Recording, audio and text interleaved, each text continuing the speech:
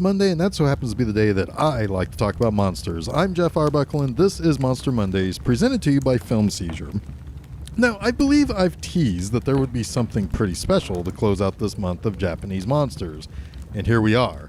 House, or as it is said in Japanese, Hausu, or as it is said in the movie's trailer and at the beginning of the movie, House, was the brainchild of Nobuhiko Obayashi.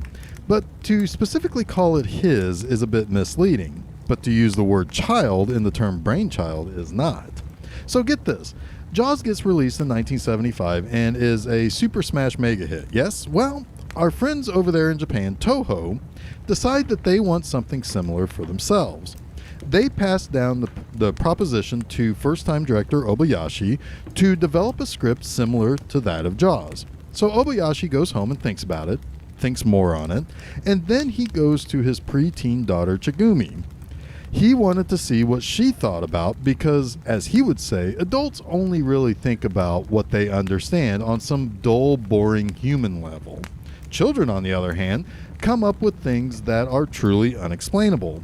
Many of Chigumi's wild ideas ended up in the final product. But Obayashi also pulled from his daughter's fears, both everyday common ones as well as deep psychological ones to incorporate into the story as well. But there's more. Obayashi was born in Hiroshima, and he was born there in 1938. So when Hiroshima was the target of a nuclear strike in World War II, he lost all of his childhood friends. He used that as inspiration for the spirit of a woman who awaits her lover's return from World War II. The woman's own bitterness and hatred for the world turns her into this vengeful spirit that devours young girls unaffected by the horrors of the previous generations. He turned to his friend Chido Katsura, someone that he had previously worked with in some other ways, to write the script and credited Chigumi with the story credit. Now, interestingly, the film didn't get reviewed very much in Japan, and when it didn't get very positive reaction. However, when it came over to America, the American audiences reacted very positively to it. Now, there were mixed reviews for sure, with the Village Voice's review from Michael Atkinson actually calling it, quote, a retarded hybrid of Rocky Horror and Whispering Corridors, unquote. Now, I doubt that he or anybody else could say that today, but whatever. One thing was very true, regardless of how the film's actual quality was seen in the eyes of critics, most everyone agrees that the experience of the film is quite special. What's most interesting about the reception is that despite Japanese critics upon the release of House not really caring much for the film, Obayashi did win the Blue Ribbon Award for the film in 1978. And the Blue Ribbon Award is given by Japanese critics, so I guess it did eventually find its audience. And Obayashi actually had quite the talent for the strange and bizarre. House was his first film, but before then, he had gained notoriety for experimental films and had a career that turned into being an exceptionally popular creator of ads. And he had a series of really, really famous commercials starring well-known American actors and stars.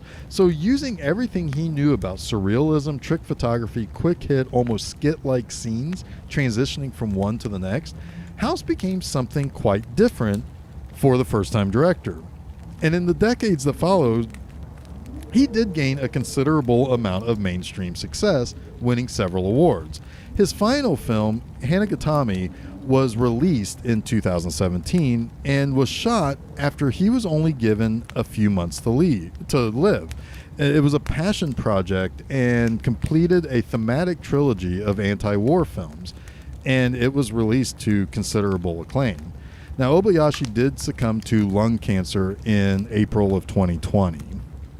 Now, House is the story of a girl named Gorgeous, and she's named so because of her beauty. And she goes to her aunt's home for a summer vacation with 6 of her friends. And these friends are Prof, a smart girl, Melody, a musically inclined girl, Fantasy, a daydreamer, Mac, a gluttonous girl who is always hungry. Sweet, a really, really nice and obviously sweet girl. And Kung Fu, who I assume is just Chuck Norris in a Japanese schoolgirl's outfit. I'm just kidding. Kung Fu is the sporty one. So we basically have the Spice Girls plus the one who likes to eat. Gorgeous is only going to her aunt's because she had a plan for her vacation with her widowed father. But when her father reveals that he has a new fiance, he upsets Gorgeous, and she feels that he has kind of betrayed the memory of her mother. Now, it's really interesting in this because this movie has a lot to do with love in various different ways. Gorgeous is just utterly in love with her parents, misses her mother dearly, but her heart is broken by her father when he reveals that he's going to be bringing this new woman into her life, feeling that he has betrayed the memory of her mother, the person that she really loves more than anything else. Each of her friends have various loves for what it is that they do. One's sporty, one loves to eat, one loves music, one loves science and being smart and using logic and stuff like that. So, and of course her aunt is somebody who is heartbroken over the loss of her lover. So it's really this this very deep dive into the various ways that somebody could love something and different people. So it's already like shown how much love means to Gorgeous when she goes from being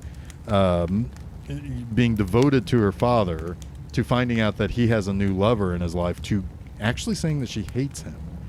So it's really, really fascinating. But Gorgeous is also visited by a mysterious white cat as well, which she names Blanche. Whenever she is communicating with her aunt, the cat is there. Gorgeous hasn't seen her aunt since she was 6. Her mother and her aunt were very close, but there was tragedy in their lives. Her aunt was to marry a man who would become the head of a hospital, but he was drafted into World War II and he died. This made Gorgeous's aunt sad and bitter as she waited forever for her lover to return from the war. When they get to the town that her family's mansion is in, a street vending watermelon salesman ominously says that there hasn't been visitors for a long time. That does beg the question to whom he is selling watermelons to, but I digress. When the girls get to the mansion, they are greeted by Auntie, who is in a wheelchair, and so very happy to see the 7 young girls. When the girls pose for a picture, the mysterious white cat's eyes sparkle green and suddenly cause the girls' camera to fly up into the air and fall and break. Inside the house, the place isn't exactly in the greatest of shape. It's dusty, dirty, full of cobwebs, and a chandelier that drops crystals to try to kill things, like a little lizard. But it tries to drop something on the Kung Fu, but she karate kicks the crystals away. It's kind of awesome. Everything that Kung Fu does in this movie is fucking awesome. But after dinner on the first night, Mac goes out to the well to retrieve her watermelon that she bought from the vendor, but she goes missing. Fantasy goes to the well where Mac's watermelon was kept, and instead of the watermelon in the bucket, it's Mac's head.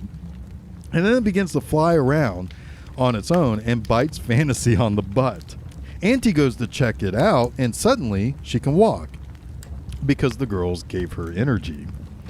In fact, after Sweet goes missing and Kung Fu fights off pieces of chopped wood that come to life, Auntie is soon seen eating human hands and dancing with an animated skeleton, and suddenly becomes rejuvenated and much less sad looking. Soon, Gorgeous has a vision of her aunt in a mirror and sees the visage crack and break apart, including herself. Melody and Sweet are heard screaming by Kung Fu, Prof, and Fantasy. This is actually a really, really hard to describe but awesome segment of the movie. The house begins splitting the girls up. Fantasy originally finds Sweet after she's attacked by mattresses in a room. In another room, Kung Fu and Prof deal with Melody, who is bitten by the piano. They go to see what Fantasy is talking about, and Melody gives them this kind of strange, almost demonic look. Then Fantasy is separated from the other two again, but only because Melody is screaming for and asking for toilet paper in the outhouse. It's such a little thing, but it breaks the girls apart, making it hard for all of them to have seen and experienced the same thing at the same time. It's a sequence that puts you on the edge of your seat without actually doing anything but making you think something terrible will or should happen to the characters. In time, it's revealed that Gorgeous is possessed and she leaves the house. But it causes Prof, Melody, Kung Fu, and Fantasy to be trapped and locked inside the house. This is when things really start to go off the rails. The girls assume that the house is set up with a device to automatically close doors for Auntie since she lives alone and somewhat decrepit. They find one of Mac's hands in a jar, but they don't realize that it belongs to her yet. While Melody plays a tune associated with the house, the girls hear Gorgeous singing. Prof and Kung Fu go up to find Gorgeous, while Fantasy realizes something is a little odd with Melody when she won't stop playing the music, speak, or even look at her friend. The two girls upstairs see Gorgeous dressed like a traditional Japanese bride, while Melody has her fingers eaten by the piano before she is completely and totally devoured by it. But she's blissfully devoured by it too. It's really, really odd. Like, it's almost like she's also possessed by the house. Upstairs, Kung Fu sees Sweet inside the grandfather clock being ground up by the gears. It's really kind of striking to see like the blood squirting over the gears and everything. It's a cool shot. Prof and Kung Fu realize that they, along with Fantasy, are the only ones left and they have to work together to survive. They realize that Gorgeous she's not even really alive any longer. Sure enough, Gorgeous appears to them and tells them that she's in her aunt's world now. You see, Auntie's been dead for a while. She has been able to still appear alive because whenever unmarried girls come to the house, she eats them. But all the local young girls are gone now. That's why she was so excited for her niece and friends to come visit. After Kung Fu has a fight with the house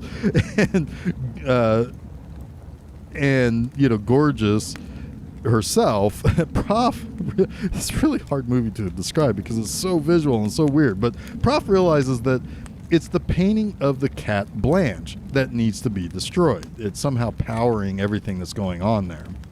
Now, Kung Fu is killed, but her severed legs do kick the painting, which causes blood to spew from it, which starts flooding the house. Just as Prof starts to figure it all out from Auntie's diary, the house comes for her too and drowns her in Blanche's blood. Fantasy is the only one remaining, with Gorgeous basically fully given over to the house and Auntie.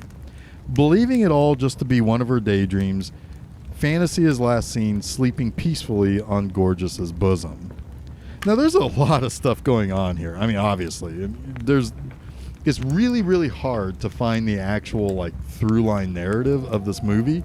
It's just a lot of things that happen, but every scene is really, really complicated due to the multitude of characters and the various things that the house does. There are multiple things going on in every single shot.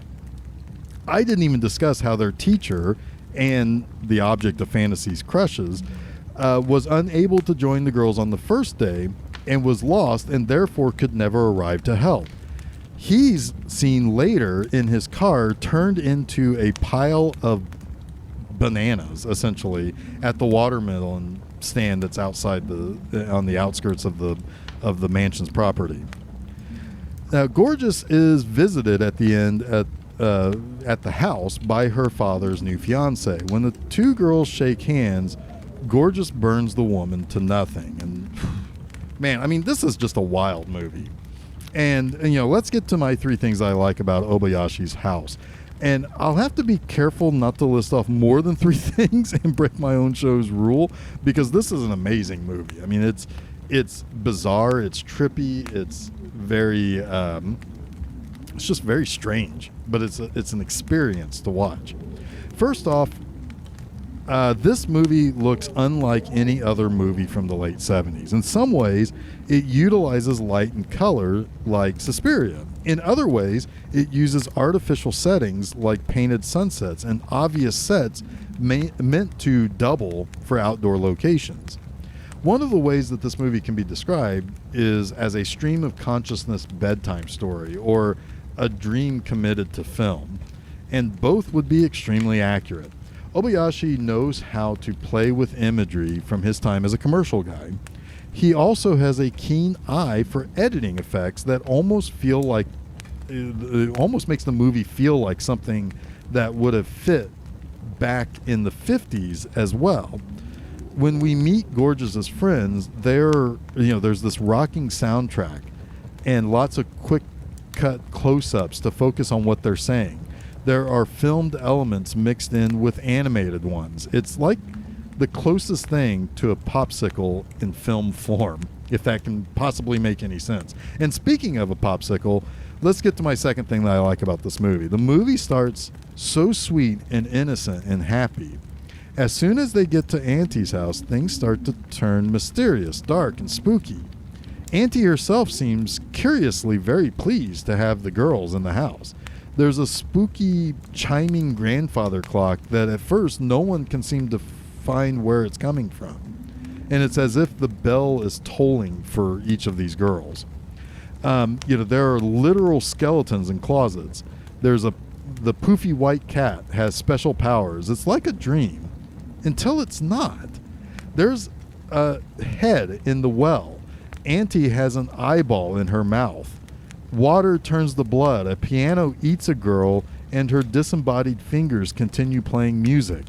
The girls are killed and mutilated one by one. It goes from a haunting dream to a sweet nightmare during the course of this movie. Now, thirdly, the 8 main characters, the 7 girls and Auntie, are completely and totally fascinating.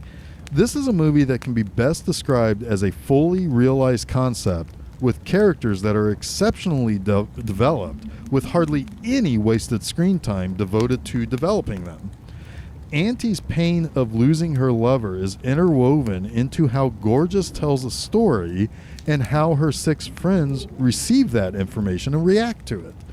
Each individual schoolgirl is given their own skits to play within. Whenever you see more than one of the girls interacting, they are still spinning in their own orbits, but interacting with the other girls' orbits. I do wonder how much of it was scripted or how difficult it was to find the right girls to play the right parts, and what did each girl bring to the movie herself. This was mostly made up of amateur actors, so I am curious what is from the script, the character descriptions, the director, and the actresses themselves. What's even more interesting is that we're seeing these girls dealing with this horror, but they are still sweet and for a good long while in the movie still jovial. And I don't even know if I can say that even after the shit hits the fan that they aren't still somewhat jovial. I guess to a certain extent, once they are taken by the house, they are made happy again because I guess they're part of the house. It's just a total trip from start to finish. Everything used to make the movie makes it a truly unique movie and a horror movie that never once takes itself overly serious while still dealing with very serious themes. It's just a great movie and a fascinating movie, and it just plays on your senses, and it plays on these wonderfully realized characters. It's just a great movie. So that wraps up this week's Monster Mondays. Don't forget to check out new episodes of Film Seizure every Wednesday and a new installment of Monster Mondays each Monday on filmseizure.com, as well as places where fine podcasts are found like SoundCloud, Apple Podcasts, Google Podcasts, Stitcher, TuneIn, and Spotify. Additionally, hop on over to Facebook and Twitter to follow us by just searching for Film Seizure. And you can also check out new posts at my website, bmovieenema.com, each and every Friday morning. So until next week, stay spooky.